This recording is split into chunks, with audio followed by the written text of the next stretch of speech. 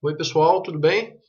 Hoje gostaria de compartilhar com vocês algumas reflexões, um vídeo rápido, na verdade, sobre a questão aí do sublime e do ridículo, que pode ser aliado também à questão aí poética, desde do Aristóteles e outros, né, antigos aí, de reunir reflexões sobre a comédia e a tragédia, e aí os limites de cada uma e daí em diante, né, podemos fazer uma relação indireta com isso também, bem como uma questão já tratada aqui no canal, a gente pode tomá-la como uma expansão disso, que é a questão aí do sublime e do grotesco pelo Victor Hugo.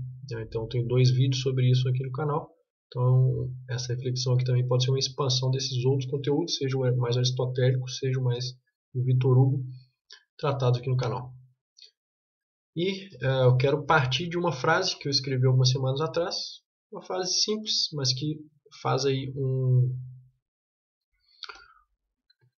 uma síntese, ela faz uma síntese disso que eu quero trabalhar com vocês, que é o seguinte: quando o sublime não é correspondido, ele se torna ridículo.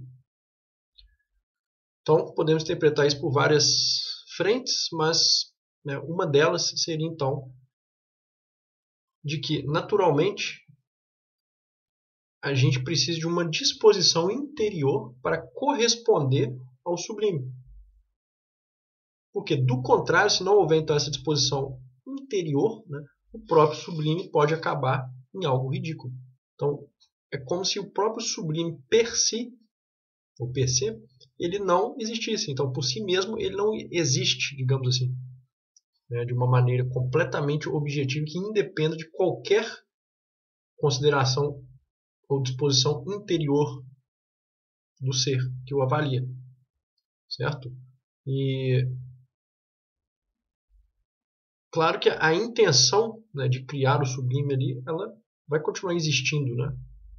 Ou ela continua a existir no sentido de que o autor ele pode pensar que ele fez aquilo ali e com aquela intenção.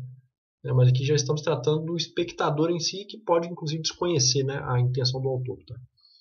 E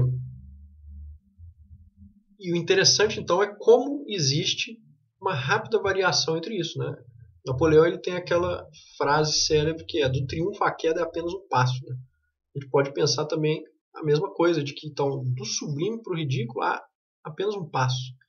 Então, se não houver essa correspondência, uma pessoa facilmente ela pode tratar como uma piada aquilo que para outra é algo sublime, certo? Imaginem, por exemplo, uma relação de paixão amorosa, né? Se uma pessoa só é apaixonada e a outra considera aquilo ali como nada, ou seja, como, por exemplo, ela trata completamente friamente, né, aquela outra pessoa que está apaixonada, quer dizer, aquilo que seria uma paixão que para uma pessoa é sublime, né, aquele sentimento sublime, para outra se torna algo ridículo, né, porque a pessoa apaixonada ela acaba se tornando ridícula, digamos assim, em função daquela questão dela sempre buscar e não conseguir, né, uma coisa meio cômica, né, a pessoa se doando muito enquanto a outra ali está mais fria, né, então acaba sendo uma questão cômica, mas apenas para ilustrar isso, entende? Que uma disposição sublime, se ela não existir, muitas vezes, inclusive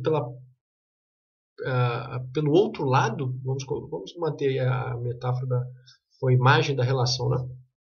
Então, se ambos não estiverem naquela mesma frequência ali, se ambos não estiverem dispostos a considerar aquilo como sublime, para um aquilo pode ser sublime e para o outro pode ser ridículo. Então, quer dizer, o próprio sublime, né, que era supostamente para ser algo mais absoluto, digamos assim, ele depende de uma disposição interior também. E é interessante porque quando a gente pensa no ridículo, inclusive também no próprio cômico, né? Quando a gente estuda a comédia e tal, isso eu já falei um pouco aqui no canal, você precisa de um certo distanciamento, né? Que é o distanciamento por cômico. Então, geralmente, aquilo que a gente consegue estar mais distanciado sentimentalmente, a gente consegue encarar de um modo cômico. Aquilo pelo qual a gente tem um certo apego sentimental, a gente tende a não tratar pelo modo cômico, certo? E é por isso que o Skinner, na sua estética, fala que, por exemplo, a questão de tratar as coisas comicamente, ela já é um começo de um ciclo de uma destruição de determinados valores. Por quê? Porque aqueles valores que às vezes estavam ainda sendo tratados de um modo romantizado, ou que se tinha apego a eles, digamos assim, né? Eles começam a decair uma vez que as pessoas conseguem rir daquele objeto que uma vez elas não conseguiam mais rir dele. Por quê? Porque o idolatravam, digamos assim, tinham um sentimento por ele, né? Mas uma vez que a pessoa consegue rir daquilo, ela já não está tratando mais com todo esse apego, né? Então você começa um ciclo de uma certa destruição de valores e uma criação de novos valores, né?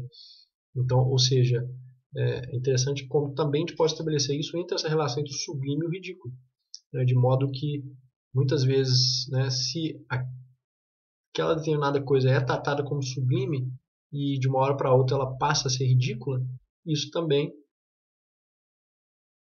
é, no mínimo, um sintoma de uma avaliação determinada segundo determinados valores, né? Então, se pode também extrair disso essa questão axiológica dos valores, então juntar estética e axiologia, né? Que é a ciência dos valores com a ciência ou filosofia da arte, né? Então é interessante a gente tratar esse paralelo também, a possibilidade dessa junção. E uma outra questão também a gente pode juntar com a própria disposição psicológica, então estética e psicologia, no sentido de que você pode, ou você necessita de determinada disposição psicológica, ou seja, uma disposição interna ali da psique e tal, para você encarar aquilo ali como algo sublime. Porque se você estiver, por exemplo, completamente mau humor, digamos assim, né, aquilo que é sublime, né, o que poderia ser sublime em outro momento, pode ser completamente desprezado e às vezes ridicularizado. Ele cai no ridículo no sentido do desprezo, que a pessoa, às vezes mal-humorada ou com outras questões semelhantes, ela simplesmente não está afim daquilo ali naquele momento, então aquilo ali pode simplesmente passar despercebido, ou ser desprezado, ou ridicularizado, e pode ser tratado de um modo mais frio ou cinicamente, né? Então é interessante como que a própria disposição interior psicológica, né, ou do próprio temperamento da pessoa, ou por causa de algum fator exterior também, afeta nesta percepção, né, do sublime, do grotesco, do ridículo, do cômico, inclusive do trágico, né? E então isso, né, retoma essa frase que eu escrevi. Então, quando o sublime não é correspondido, ele se torna ridículo. Aqui está colocado de um modo a fazer essa ponte, né? Mas claro, se o sublime não for correspondido, ele pode gerar outra coisa que não seja apenas o ridículo. Que eu não estou colocando de um modo determinístico. O que não é sublime é ridículo. Não. O que não é sublime pode ser neutro, né? Não necessariamente precisa ser ridículo. Mas é que eu faço este salto, né, justamente para mostrar que é possível esta transição entre dois polos quase opostos, né? Então, basicamente é isso que eu queria falar com vocês e para que vocês, então, quem assistiu aí os outros vídeos consiga fazer essa ponte, né? Então, lá no Victor Hugo, a questão do sublime e do grotesco, certo?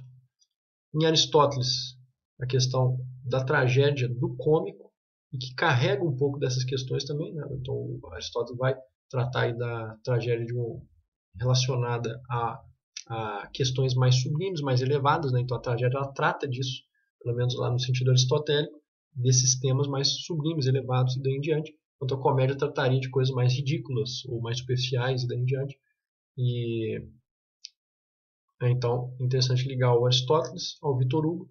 E há então esta outra questão que é o quanto que a disposição psicológica ela influencia, né, na questão estética e como que isso tem uma ponte com a questão axiológica, que é a questão dos valores, né? Então, axiologia, psicologia e estética têm essas pontes através dessa disposição interior que permite ou não uma coisa ser taxada de sublime ou de ridícula e daí em diante, né?